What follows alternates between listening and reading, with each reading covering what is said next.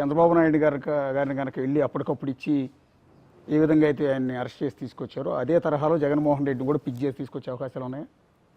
చెయ్యొచ్చు కావాలనుకుంటే. మరి మాజీ ముఖ్యమంత్రిగా ఈయన గౌరవం ఇవ్వకపోయినా మరి ఆయన గౌరవం ఇస్తారేమో నాకు తెలియదు. అవసరం లేనప్పటికీ కూడా ఏమో ఆయన ఈ లోపే కోర్టుకు వెళ్ళి యాంటిసిపేటరీ బెయిల్ వేసుకుని పిన్నెల్లి గారి లాగా ఏమైనా తెచ్చుకుంటారేమో తెలియదు నాకు. అంటే పాత ఘటన గుర్తు చేసే ఉద్దేశం కాదు, కానీ మిమ్మల్ని ఆ రోజు టార్చర్ పెట్టారు అనేది ఎంటైర్ ఆంధ్రప్రదేశ్ తెలంగాణతో సహా తెలుగు ప్రజలంతా మీకు ఆ రోజు అండగా నిలిచారు. ఒక ఎంపీని పట్టుకుని ఇంత దారుణంగా చీకట్లో కొడతారని ఒక్కసారి ఆ రోజు ఏం జరిగింది ఆ చీకటి గదిలో ఒకసారి చెప్పగలుగుతారు?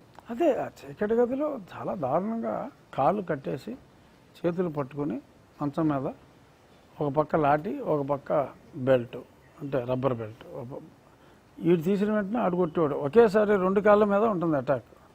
2 కాళ్ళ మీద ఒకేసారి కొడతారు. ఒక కర్రతో 2 కాళ్ళ మీద కొడతాడు, పాదాల మీద.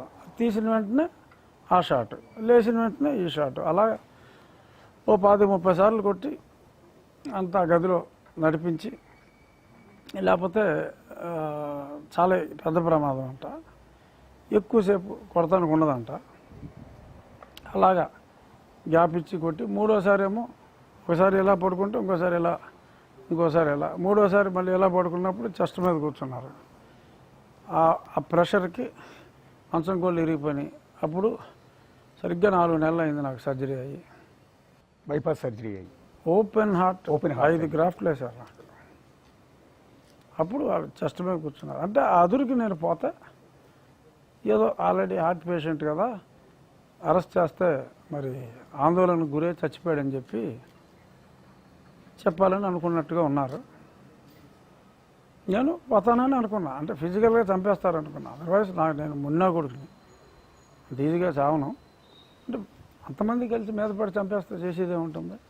బట్ అలాగ చంపిన ఆనమాలు ఉంటాయి. నేను న్యాచురల్గా చనిపోయినట్టుంటే తప్ప మరి ఎంతో కొంత ఇష్యూ అవుతుంది కాబట్టి, పార్లమెంట్ సభ్యుని కాబట్టి కొంచెం ప్రికాషన్స్ తీసుకుని నా అంతటి నేను చనిపోయే వాతావరణాన్ని క్రియేట్ చేయాలనుకున్నారు.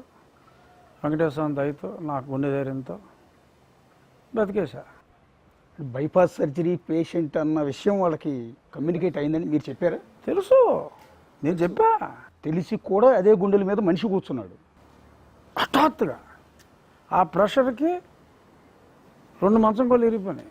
ఆ తలేపన్న మంచం కోళ్ళు అలా మంచం మీద ఇలా ఉన్నా.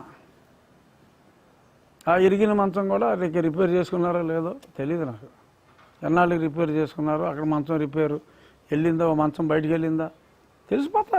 ఎవడైనా చెప్పేస్తాడు మొత్తం జరిగిందని.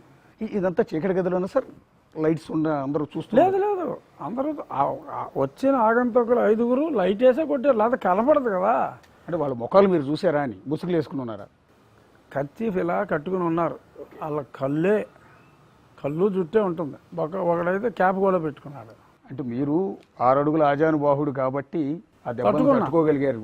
వేరే వాళ్ళు అయితే చచ్చిపోయేవాళ్ళు కదా స్పాట్లో. అసలు అనుమానమే లేదు. అసలు హార్ట్ సర్జరీ అయినవాడు ఇంకొకటి ఎవడైనా గ్యారంటీగా చచ్చి ఉండేవాడు. అంటే ఒకటి సార్, మీరు బాగా గుర్తుండి ఉంటుంది, ఆ రోజు మిమ్మల్ని కొట్టిన వాళ్ళు పోలీసులేనా? పోలీసులకి